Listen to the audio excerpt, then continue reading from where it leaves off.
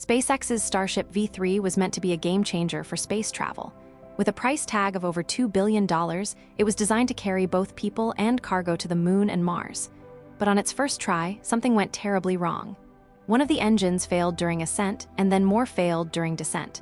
The ship crashed into the Gulf of Mexico. But here's the amazing part. Another Starship, Ship 39, was also being tested at the same time. It didn't crash. Instead, it kept going up to space and came back down safely in the Indian Ocean. The Falcon 9 rocket stood tall on the launch pad at Kennedy Space Center, ready for liftoff. Its 9 Merlin engines roared to life as it prepared to blast off into space. In January 2025, SpaceX's team of engineers and technicians started checking every part of the rocket to make sure it was working perfectly. They loaded 227-kilogram Starlink satellites onto the rocket. That's half a ton. Each satellite weighed almost as much as a small car. The Falcon 9 also carried Capella Explore 1, an Earth observation satellite for imaging and surveillance. This mission marked a big step forward for SpaceX's Starlink constellation, which aims to bring high-speed internet to people in remote areas all around the world. Imagine being on a battlefield, but instead of being there in person, you're watching from thousands of feet up in the air. That's what the MQ-9 Reaper drone does for the US military. It flies over areas where other planes aren't allowed and sends back pictures and messages to commanders on the ground. This helps them make quick decisions about how to attack.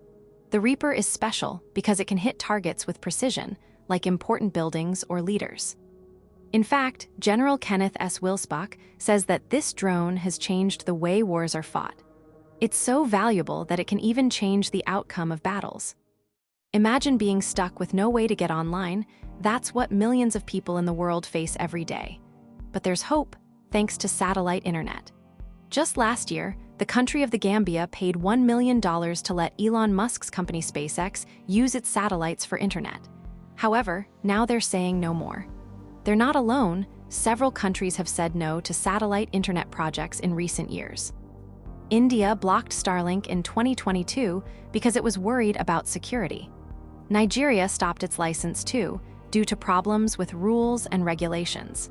The Gambia's change of heart is a big problem for SpaceX's plan to bring the internet to everyone. Imagine being able to use your phone or tablet anywhere in the world without worrying about spotty coverage. This is what satellite-based internet and mobile services promise. But a new player has already jumped into this market, SpaceX with its Starlink initiative. To compete, Verizon, AT&T, and T-Mobile have joined forces for the first time ever. They're sharing their spectrum resources to offer direct-to-device connectivity across America. This alliance is in response to SpaceX's rapid expansion in satellite internet and mobile markets. With over 9 million subscribers in 155 countries already using Starlink, it's a big challenge for others to catch up.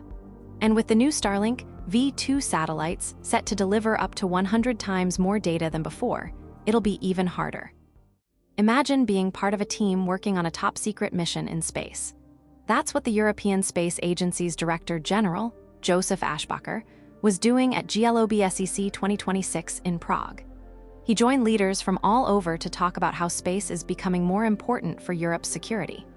The Czech Republic has been part of the European Space Agency since 1992, and President Petr Pavel said that space capabilities are crucial for keeping Europe safe.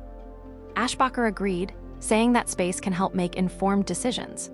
3 main priorities emerged from these talks: making sure Europe's systems are strong, getting new technologies quickly, and making all European systems work together seamlessly. This shows how much space is now a critical part of Europe's defense and security strategies. The European Space Agency is investing in new technologies like advanced navigation systems and satellite communications networks. They're also working with other countries to share knowledge and resources. By doing this, European leaders can make sure their space capabilities match their goals. SMILE is a tiny but powerful spacecraft on a big mission, watching over our planet from space. It was launched on May 19th from Europe's spaceport in French Guiana by a strong rocket called Vega-C. SMILE will travel to a special spot about 700 kilometers above the Earth, where it will start studying our planet's magnetic shield. This shield protects us from bad things that come from the sun, like solar winds and radiation bursts. With its super cool X-ray and ultraviolet eyes, SMILE will help scientists learn more about how our planet stays safe in space. You're an astronaut on a mission to Mars, collecting exciting samples, but now it's time to get them back to Earth for study. NASA's Mars Sample Return program is key, but they're running out of money. They might not finish the project as planned. In fact, they've already stopped working on the Capture, Containment, and Return System, CCRS. This system keeps samples safe during transport. It's a critical part of the mission. Without it, future Mars research could be in trouble. NASA has to make some tough decisions about how to move forward with this project. The CCRS is a huge undertaking that involves several key parts. If they can't finish it, it could have big consequences for space exploration efforts. Imagine being one of 6 young scientists chosen for a top-secret space project through the European Space Agency's fellowship program. This is a super competitive chance, but it's also amazing because you can make a real difference in our understanding of space.